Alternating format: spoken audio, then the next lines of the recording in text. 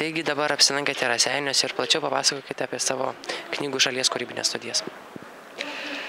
Tai yra 4. vizitas šiais metais į Lietuvos regionus ir poryt jau važiuosime į Birštoną, o už kitą savaitę laukia mūsų prezidentūrai vėl su dirbtuvėlėmis. Tai džiaugiamės, kad vaikams įdomu, ką darom ir kad suaugę supranta, kad reikia mus pasikviesti. Tai bandom suderinti laisvalaikį su darbu ir uždegti vaikus stebuklinėmis knygomis, nes jos iš tikrųjų yra stebuklingos. Ir dabar patys bando sukurti knygą, kuri bus vertinama ir po 200 metų, nes tai yra pavyzdys sugalvotas prieš 200 metų. Ir vaikai patys pasakė, sako, šiais laikais niekas taip nebemoka padaryti. Ką dar vaikai veikia studijose? Bendraujam dažniausiai kalbamės apie knygos istoriją, bandom suprasti, kas yra knyga iš vis per dalykas. Nes tai nėra tik tai tekstų rinkinys ir nėra tik vaizdų rinkinys, kas sudaro knygą, kokie jausmai, kokios istorijos su tuo susijusios. Ir tiesiog vyksta kūrybinis procesas ir daug kas sako, kad tai būna geriausia diena jų gyvenime. Tai mums tai didžiausias komplimentas, kokį galim išgirsti. Tai va.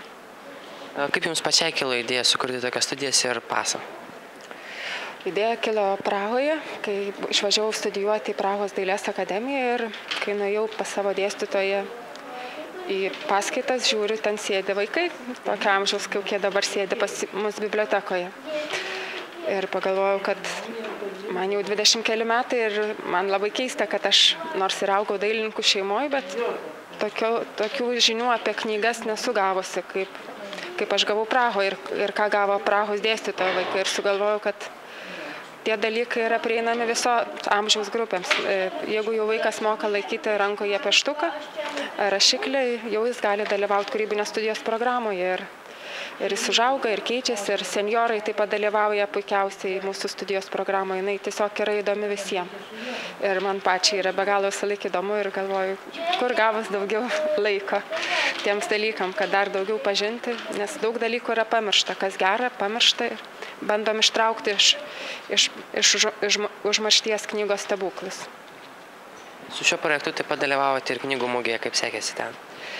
Knygų mugėje ir buvo kūrybinės studijos pasiūlymas Vilniaus knygų mugėje, kad nebūtų tai tiesiog didelis knygynas, bet kad būtų kūrybinė erdvė, kurioje galėtų žmonės ne tik įsigyti knygas, bet galėtų ir suvokti, kaip jos buvo kūriamos. Tai knygų mugėje mes jau dirbame 14 metus. Ten susirenka bendraminčiai iš Lietuvos ir viso pasaulio.